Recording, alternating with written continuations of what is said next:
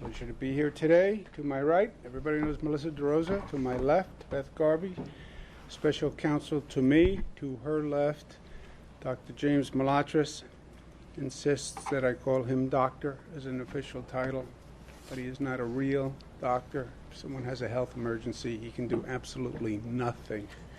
He can do a paper on it. Today is day 170.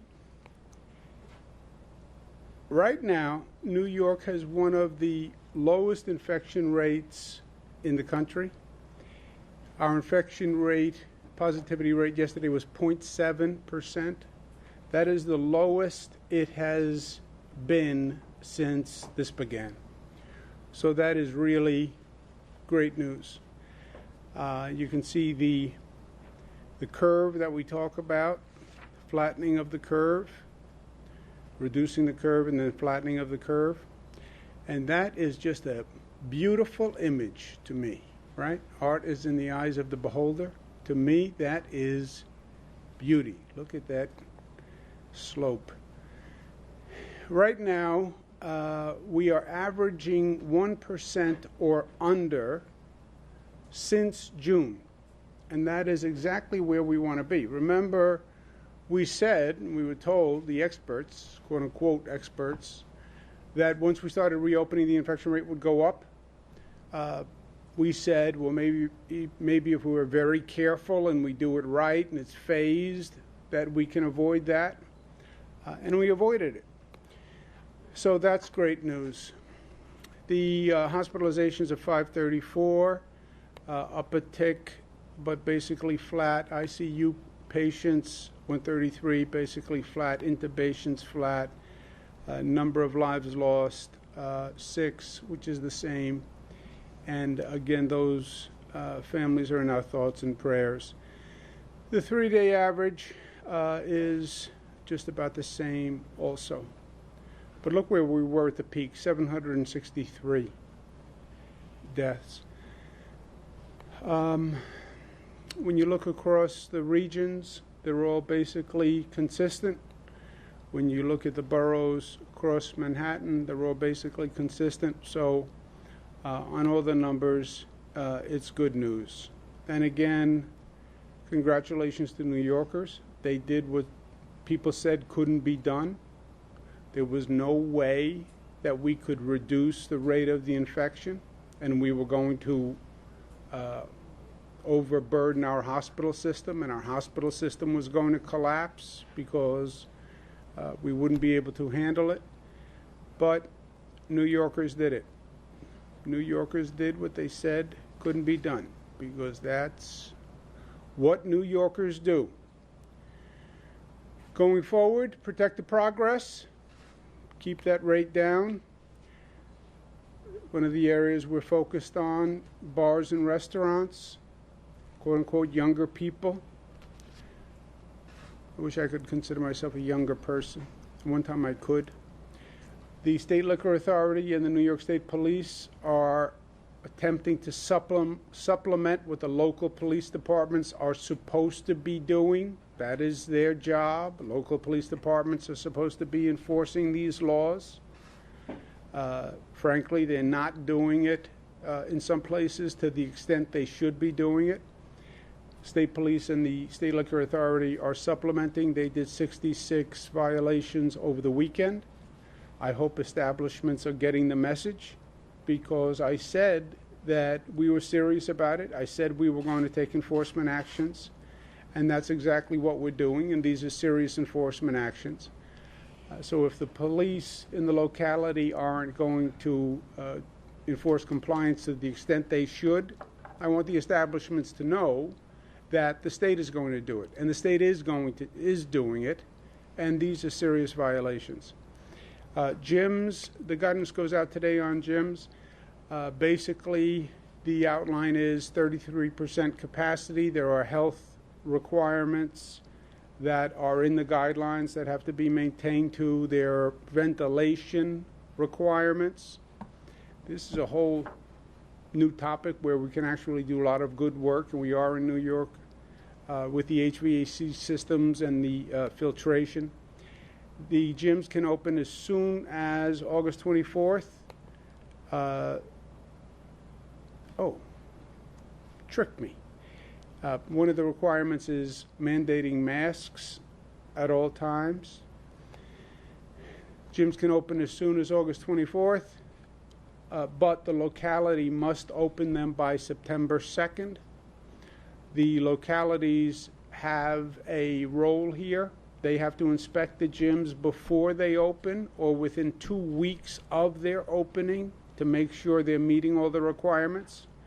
So that variation is to give localities time if the localities need it. So if the localities can get the inspections done or be ready to inspect, then they can open August 24th. If a locality can't get ready to do inspections, then they get another week. They can do it September 2nd. Localities can also determine whether or not the gym has classes inside it. Some gyms have classes. Localities can decide whether or not those classes can be undertaken. The local elected will make the decision in a jurisdiction, and the local health departments must inspect before or within 2 weeks to make sure all the guidelines are in place. On the issue of schools, we said that by the infection rate, they can reopen, right? If schools can reopen in any state in the country, they can reopen here. But it only means they can. The question then becomes how? And that is the big question. How do they reopen? When do they reopen? Is it hybrid? Is it remote? Is it with cohorts? That's up to the local school district.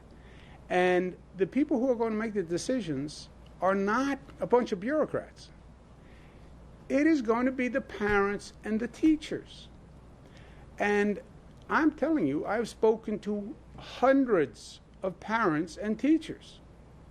There are many questions that they have, and these are good questions, because if you look around, opening schools has proven problematic.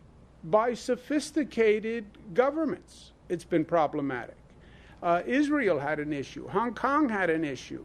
In this country, we've had issues. So the parents are right to be concerned. It's only natural for the parents and the teachers to have questions. They're not being obstructionist. And I want the local school districts to understand that. Local school districts are not doing the parents a favor by talking to them.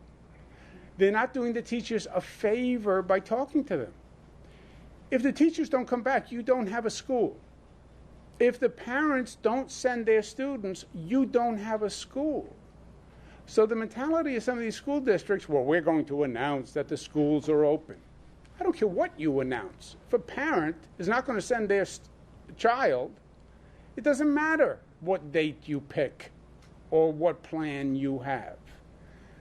You have to make sure the parents and the teachers are comfortable and confident with it.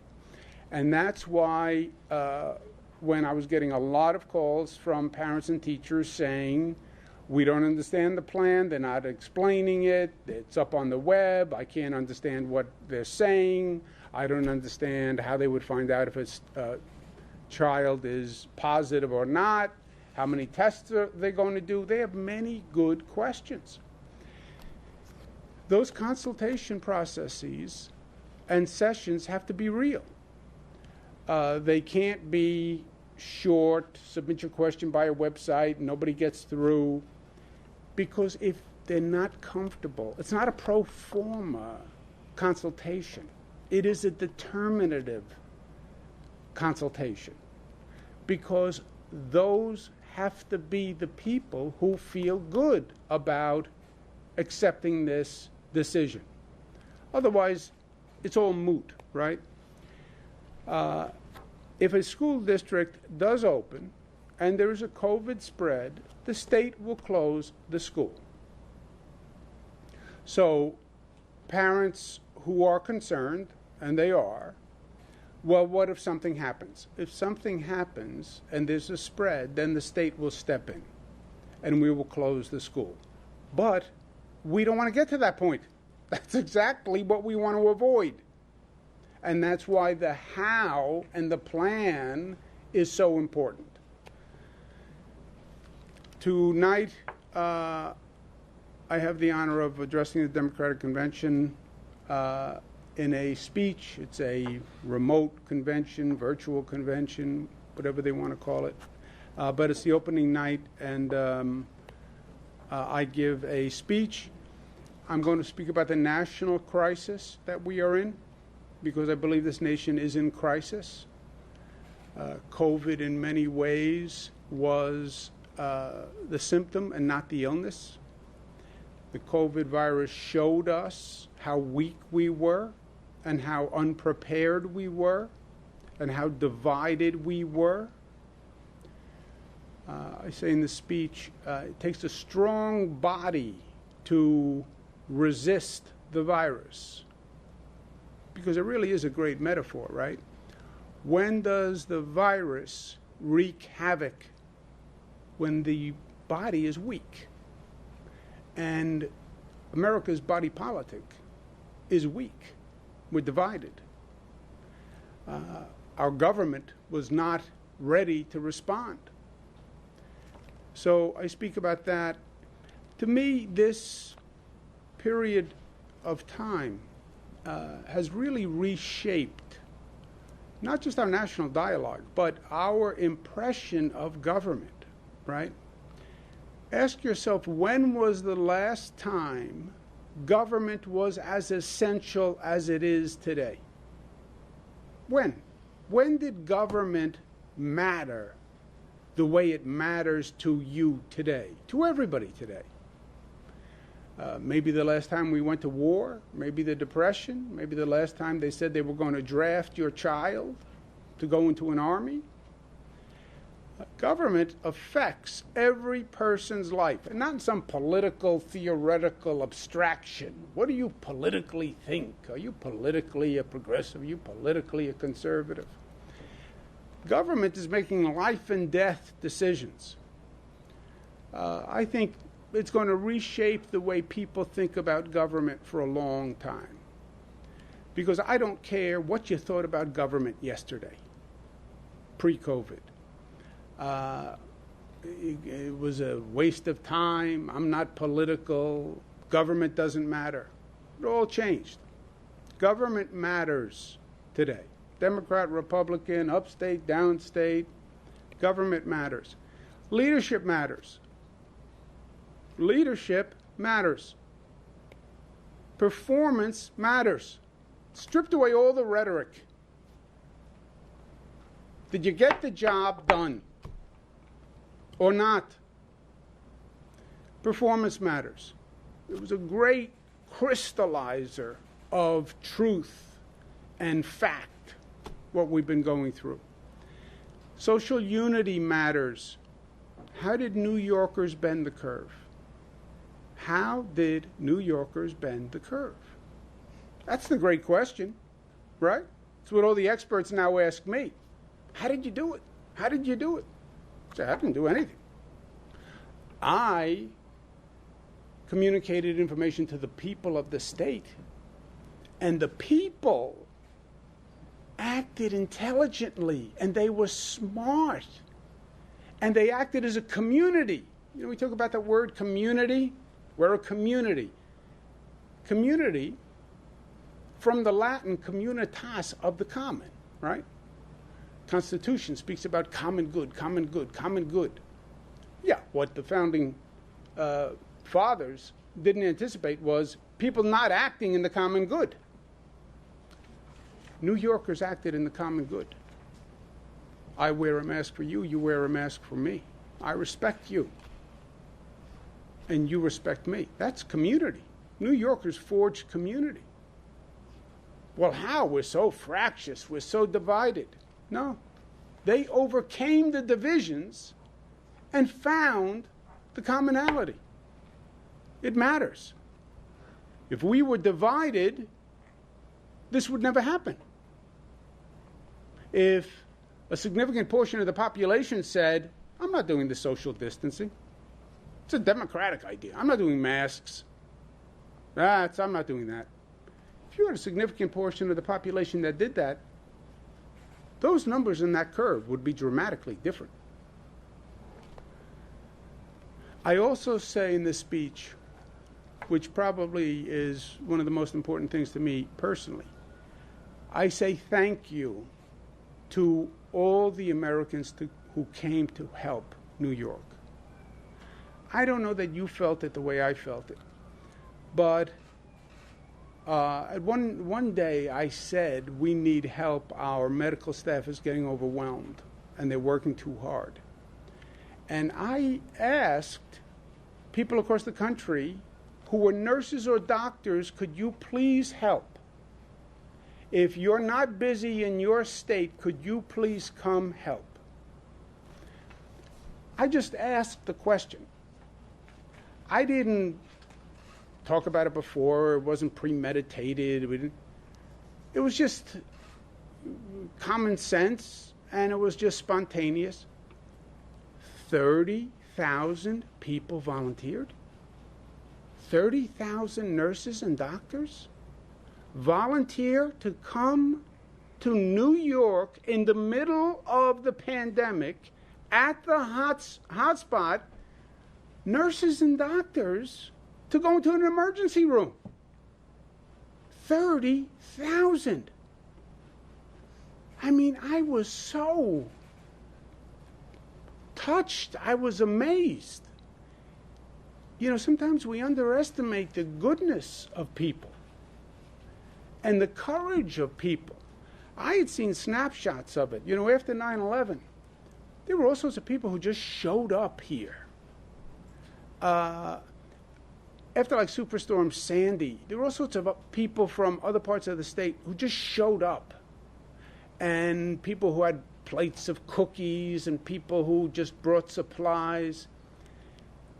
30,000 people. I'll come and help. God bless the American people. And I've tried to say thank you on behalf of New Yorkers a lot of different ways. I've said anything you need, anywhere in the state, we'll be there. Because remember, we had Oregon sending us ventilators. We had people from upstate nursing homes sending ventilators. We had all sorts of people doing beautiful gestures. And I said, New Yorkers will never forget. New Yorkers will never forget. That's not who we are. As our value, we'll never forget. And we will reciprocate. That is our value as New Yorkers. And we're sending supplies now to Houston, to Utah, to Savannah, to Florida. It's our way of saying thank you for being there for us. And we appreciated it, and we feel the same about you that you felt about us. You showed us love, and we show you love. So I had an opportunity to say that in this speech also. We now have to address the other crisis, right? COVID crisis, what could be worse? Another crisis on top of COVID could be worse. Oh, that could never happen. Anything could happen, and it happened. And that was the tensions unleashed after the George Floyd murder that are still ongoing today. And these are now, let's call them police community tensions, right? Significant portion of the population that is unhappy with policing public safety policies. How do you know that? Because we've had millions of protesters in the middle of a global pandemic. That's how I know it. And we've all seen it. The tensions are real. The tensions are there. That has, in some ways, distorted the public safety function in many communities. New York City, murders are up 29% year to date. Shootings are up 79% year to date. Bronx, 60%. Brooklyn, 102%. Manhattan, 54%. Queens, 75%. Staten Island, 108%. You cannot dismiss these numbers. You cannot look at this reality and say it doesn't exist. Because the reality is so clear. New York City, recent data, over 90% of the victims are black and brown. 90% of the victims are black and brown. You want to talk about social justice? You want to talk about civil rights? You want to talk about social equity? How do you explain that? It's not just New York City. It's all across the nation. It's also upstate New York, upstate cities, shooting injuries up 70% year to date. Albany, shootings up 240, Buffalo 66%, Rochester 54%, Syracuse 130%. So it's not just New York City. I announced an executive order on June 12th, which was ambitious.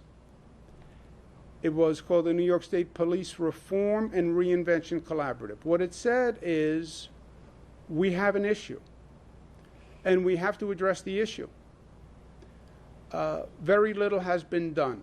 Today I'm sending a letter to 500 jurisdictions in New York State that have a police department.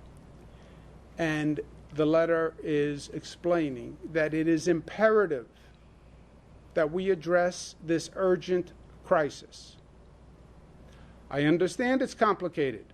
I understand it's difficult. I also understand people are dying. Right? It's like the COVID crisis. Oh, this is complicated, this is hard. Yeah, I know. It's also a matter of life and death. And so is this situation.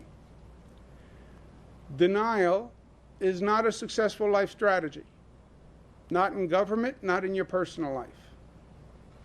This state does not run from a crisis. It's not what we do. It's not who we are. And we're not going to deny that this is a crisis. What do we do in a crisis? Leaders lead and leaders act. This is a time for leadership and action. Acknowledge the tensions. They're real. Talk to members of the community. They have real issues. Talk to the police department. They have real issues.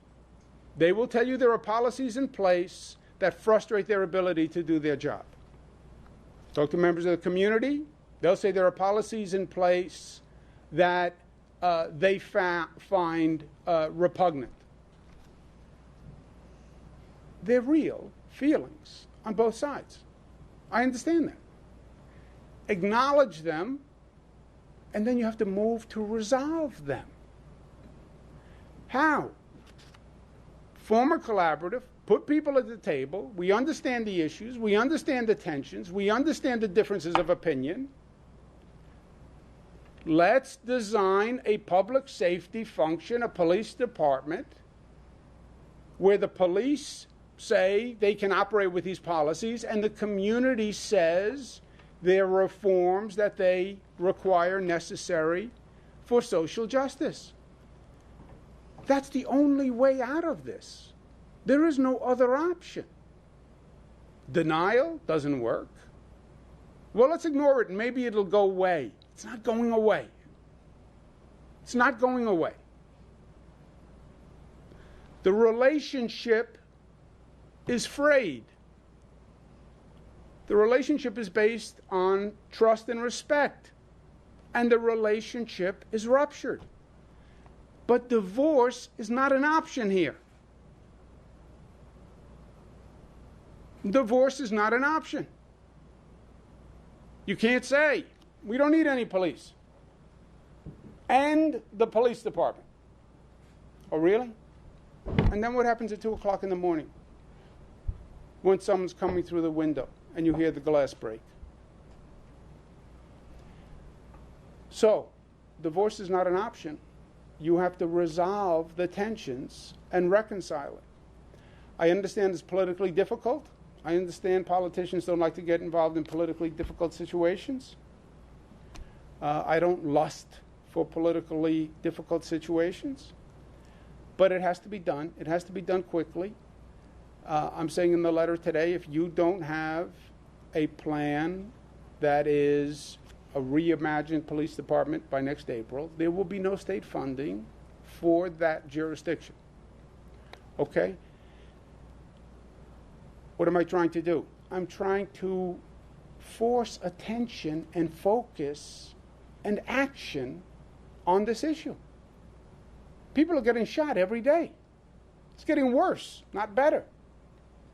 We have to act. And look, change is hard. Change a large system, very hard. But there's an opportunity in that. If you don't change, you don't grow. If you don't change, you don't achieve progress. If you don't change, you don't evolve. And change happens when the people stand up and say, we want change, and we have generated enough energy to overcome the status quo. When did we pass marriage equality? First state in the nation. When the people rose up and said, we demand change. When did we raise the minimum wage? When the people stood up and said, we demand raising the minimum wage. When did we pass gun safety? After there was a shooting in Connecticut and people stood up and said, I've had enough. These are moments for positive change. They're hard, they're disruptive, but there is no change without disruption. Disruption is the price of change and progress. And this is a moment for disruption. The disruption has happened, by the way. Now that we're in the moment of disruption, let's make the change, let's make it positive, and let's reimagine public safety in a way that works for the overall community. That's what has to be done, even though it's hard. And that's what we're going to do, because we are New York tough, which is smart, which is united, which is disciplined, which is loving. Questions? Governor, I want to ask about gyms specifically. Would you say this is the most challenging, given that people are vulnerable in there, they're sweating, you have a lot of people cramped in a small kind of room in this instance, and is it more difficult than, say, indoor dining? And how did you arrive at 33% capacity as opposed to 25% for some of the other institutions? Yeah, well, first I just wanted to determine if you have a personal bias and an agenda. Do you go to a gym? I do. You should only see what I look like. Yeah. How often do you go to the gym normally when it's open? Well, now I run in the park, but I was going 5 days prior to this. Okay, so you are a gym goer. You're a gym member. 100%. So you have that gym membership agenda. Look, they're all tough, right? And they're all a balance. Are gyms any tougher than, bowling alleys or restaurants? I don't really think so. Now, gyms are one of the areas where you have to be very careful, and we know that. So, research what has happened in gyms all across the country. Research what the best protocol is according to the health officials, and implement the best guidelines, which is exactly what we've done. And health officials and space officials, physical plant space officials have helped us develop these guidelines. They came up with the 33%, the ventilation specifications, the cleanliness, how often the equipment has to be cleaned, etc. If it's not done right, it can be a problem, and we've seen that. So I wouldn't say, Zach, it's the hardest, but it is an area of concern. That's why we went slow on it, and that's why we focused on it. Flip side is, look at our overall infection rate. We're very proud of where it is, and the flip side of the scale is, you need to get the economy back up. You need to get life moving forward. So that's the constant tension you're trying to to walk. And so far, we've walked it right. The phased reopening and the guidelines, and then stick to the guidelines. That's why we're giving the localities an extra week. They have to inspect the gyms. Because how do you know the gyms are following the guidelines? You don't know. And we just went through this with bars and restaurants, by the way. That's my trepidation. You want to know my honest trepidation? You come up with guidelines, you say to the localities, you have to do the compliance. Right? That's their primary function in all of this. That was our initial separation of responsibility.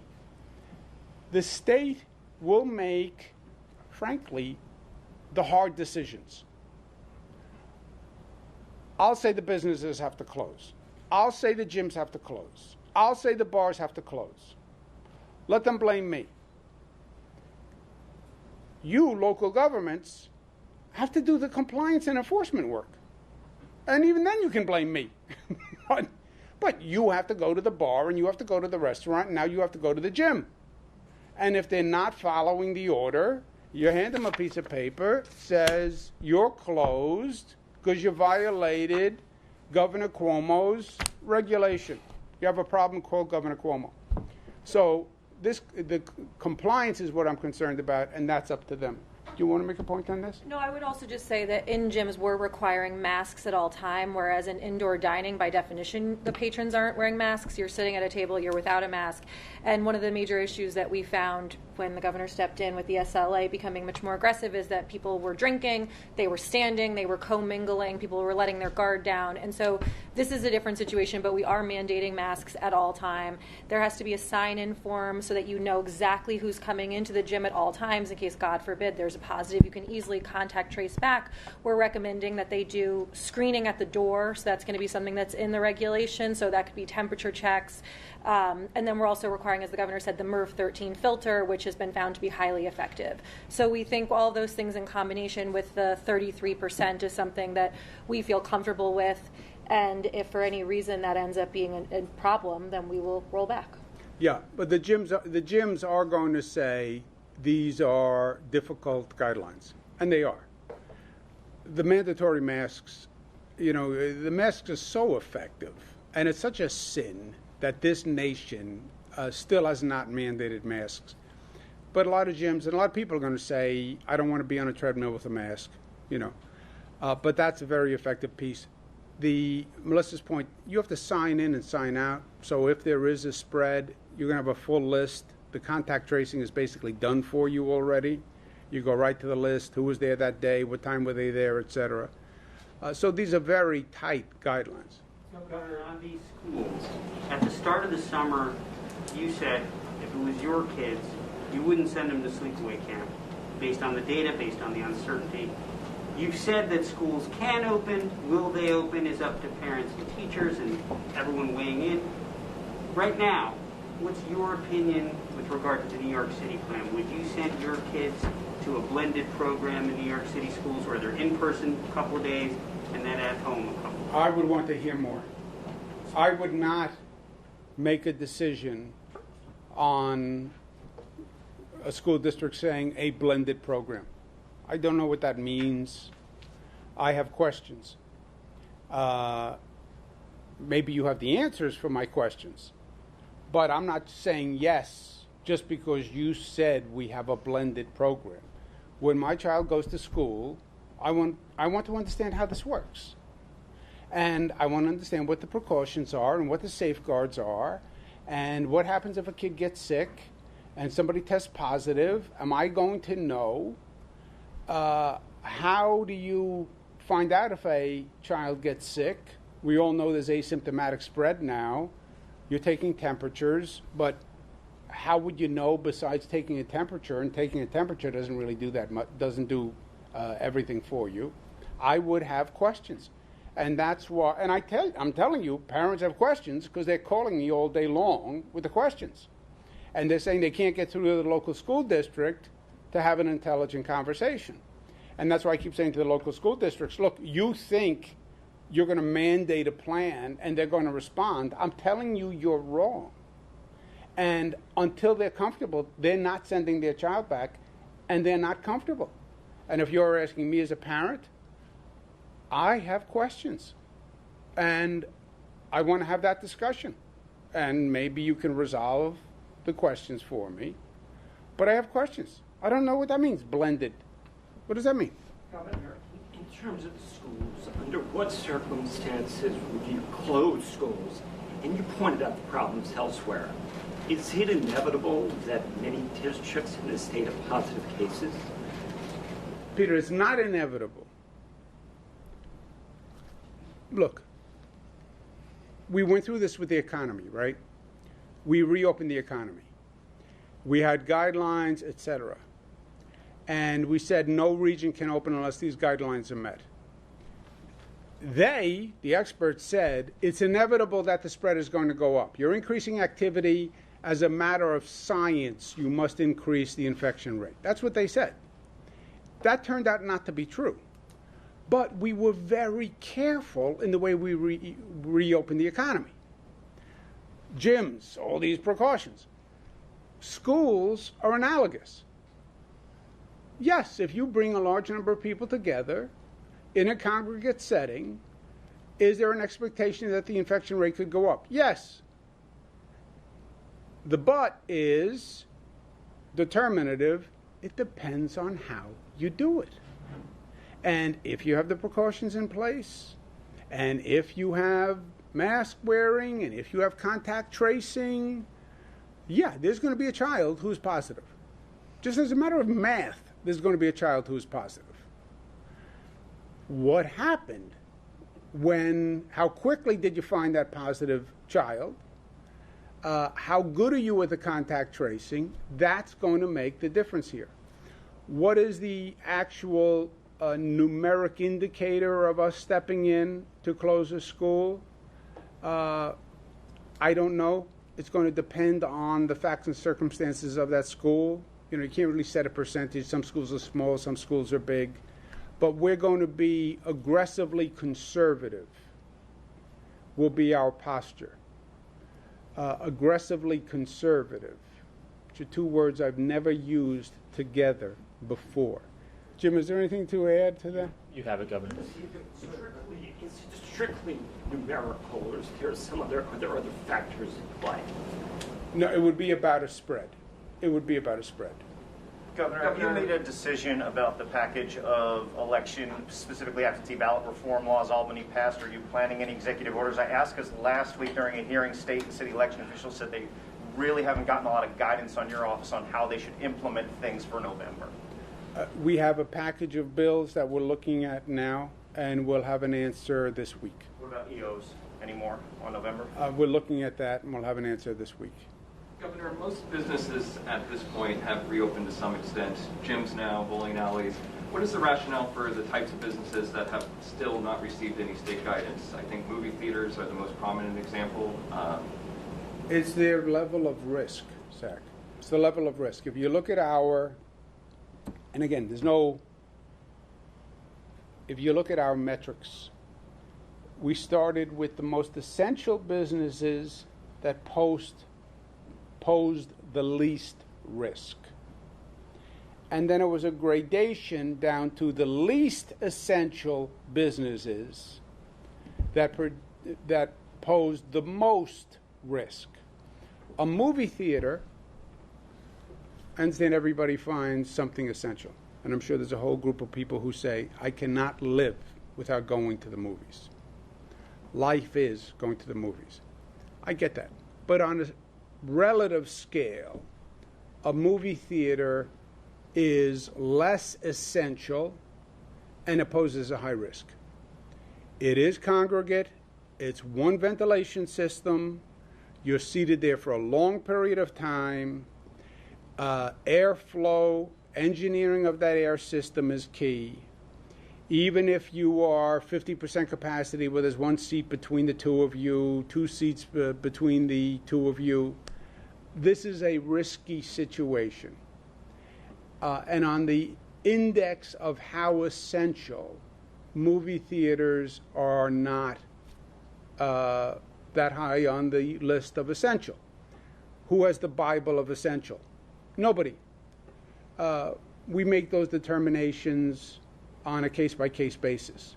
Well, what's more essential, a gym or a movie theater? You can't go to the Bible to figure it out. We have a great group of people who we talk to. But we're saying today, yes, gyms for more New Yorkers are more essential than movie theaters. Governor, how do you evaluate the risks of a possible dual pandemic? I understand the numbers are very good now in COVID, but COVID is still here and will be a risk. And with the common flu coming, I address this because there's new numbers or data. According to the health experts, they're talking about the herd community, where before they thought there's 70%, now they're thinking it's lower, 45. So New York is possibly at a very good place right now, but how do your health experts and you, how do you evaluate the risk of a possible dual pandemic in the fall? How prepared are we? Yeah, it's a very good question. First, the experts would say we're nowhere near herd immunity here. We're at about 20% of an infection rate. Even if you want to say herd immunity is at 45, we're nowhere near it. Dual pandemic, I don't want to call the flu season a pandemic, but are we very concerned about COVID meets the flu season? Yes. Yes. It is going to make this situation more difficult in many ways. It's going to add additional stress on the hospitals. It is going to add additional stress on the testing facilities, because we've done a very good job in this state of maximizing our laboratory capacity by saying to each lab, you have to work 7 days a week, 24 hours a day, and we have to get 90% of your tests. Those are the same labs that do the flu test. And they're going to turn around and say to me, I can't do 100 COVID tests anymore. I can only do 60 COVID tests because I have to do 40 flu tests. So it's going to stress our testing capacity. We expect that. It's also going to stress all these precautionary measures that places like schools are taking. Well, we're going to do a health screening when the child walks in. And if they're showing any symptoms, then we're going to have precautions for that child to be tested. You're in flu season. Everybody is sneezing, and everybody is coughing, and everybody has a runny nose. Who has the flu, and who is possibly COVID positive? Oh, becomes a much more difficult calculus. Even we're talking about the gyms today. Mandatory screening when the person walks in. We take your temperature, see if you're symptomatic, even though you don't need to have symptoms to spread the virus. Oh, you're coughing. Yes, I have a touch of the flu. Yeah, it's either the flu or it's COVID. So it is going to stress our entire situation. Dr. Fauci has talked about this. The CDC has talked about this. Now, I don't want to consider the flu a pandemic. You know, we have more severe flu seasons, less severe flu seasons. Maybe God is good and he says to us this year, you've been through enough. I'm going to give you a light flu season this year, which we would deserve, by the way. But it is definitely a stressor on the system. Someone who didn't ask a question? Yes. Do you feel any pressure being tagged to deliver the DNC speech tonight, given your father's legacy from the 1984 convention? Do I feel pressure from my father's legacy? Only every day.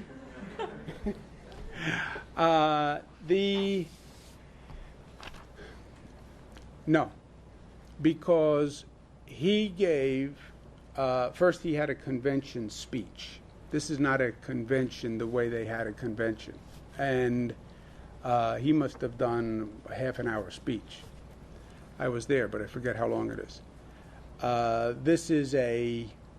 There's no comparison between a video remarks and a speech in a convention center.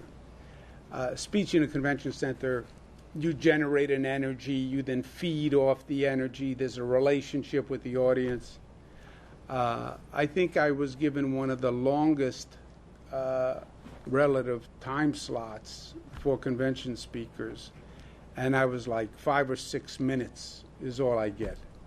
So what are you going to do in 5 minutes? What am I going to do in 5 minutes? Will there be a PowerPoint? You're going to have to watch and see. But I did want to have a little fun. Mr. Sif. Governor, what is your explanation for why New York's numbers have stayed low, whereas California's have gone back up? They're both blue state governors. They are both populations that, in theory, followed the instructions. So how would you account for that? Mr. Sif, in theory, followed the instructions. Yes, in theory. But there is no theory to this. This is all practicality. New Yorkers behaved better than any expert thought they would. I think New Yorkers, I think they got the information. You know, we talked early on. They also know you don't have to brief every day. That's unnecessary. I said, no. I want to brief every day. Because I'm asking people to do something difficult every day. So just as a source of consistency and motivation, I want to be there every day. They had the information. They connected with each other. I think we all connected in a way. I think I connected with them. I think they connected with me. I think they connected with each other. That formation of community is a beautiful thing when it happens. It's like a source of energy that goes through people and then resonates. We did something smart here early on because I had gone through a lot of emergencies. I was at HUD for 8 years. I did all the national emergencies. I knew what they were like. I said in our state legislation, it's one state, we need one policy. Some of these other states have localities making their own decisions. That does not work. Can you imagine if New York City made one set of decisions, Nassau another, Suffolk another, Westchester another, Buffalo, Rochester, Syracuse another? How do you manage that situation? One county executive says, I'm opening bars. One county executive says, I'm closing bars. I mean, how do you manage that situation? Many states took that road. It's apparently easier for the governor. Why? Because then I say, don't blame me. I didn't make any of these decisions. Go talk to the Nassau County Executive. Go talk to the Suffolk County Executive. Go talk to the mayor of New York City. Go talk to Westchester. Well, Governor, they're all making different decisions. That's the law. The law is they have the right to make the decisions. Don't blame me. I politically wipe my hands of this. Yeah. That was the wrong decision, I think. Because you knew what was going to happen. Or you should have known what was going to happen. It's a statewide pandemic. It's a multi-state pandemic. It's a national pandemic. How are you going to leave it to a local government to make decisions? And then all of that happens is people go from place to place. I remember once there was some storm. Mike Bloomberg was mayor. Mike said, I want to close the gasoline stations. I don't even think he asked. I think he just had the power to close the gasoline stations. So he closed gasoline stations. It was a snowstorm or whatever it was. All of a sudden, Nassau goes crazy. Westchester goes crazy. They have all these people coming out of New York City to their counties to get gasoline. And they have traffic jams on their highways, and they have traffic and they can't keep up with it. I had to call up New York City. let's see, look, I understand from your point of view what you were doing, but this has an effect all across the board. Can you imagine this situation with all these decisions? Nassau doesn't close its gyms. Westchester does. I mean, it would have been, but many states have that model. And then I think, but our secret weapon was New Yorkers. That was our secret weapon.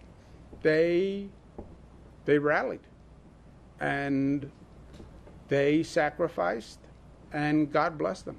They did it. Thank you, guys. Thank you all very much. Thank you.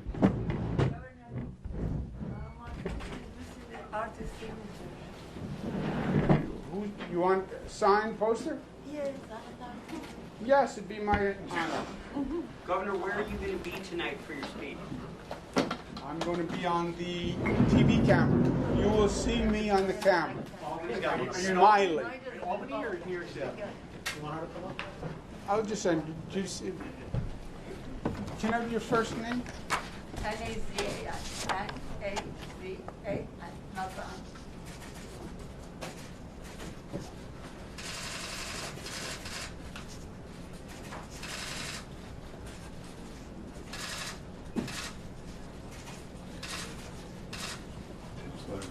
It's okay.